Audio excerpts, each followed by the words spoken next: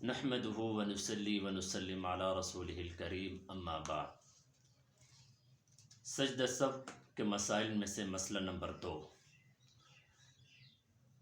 مسئلہ نمبر 2 یہ ہے کہ اگر کوئی شخص فرض نماز کی پہلی یا دوسری رکعت میں سورہ فاتحہ پڑھے بغیر سورہ شروع کر دی، آیا اس پر سجدہ سہو واجب ہوگا یا نہیں؟ تو یاد رکھیے گا، اس پر سجدہ سہو واجب ہوگا۔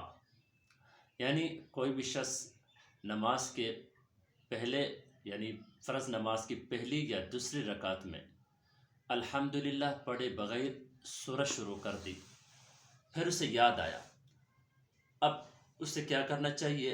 پہلے الحمدللہ پڑھنا چاہیے، اس کے بعد دوبارہ سورہ پڑھے اور آخر میں جا کے سجدہ سہو کر لے، اس سے اس کی نماز مکمل ہو جائے گی۔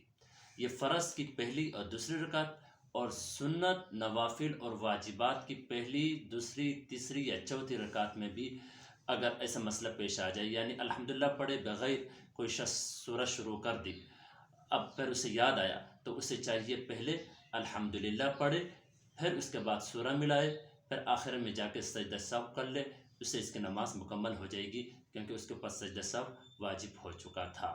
اللہ رب العزت ہمیں عمل کی توفیق نصیب فرمائے۔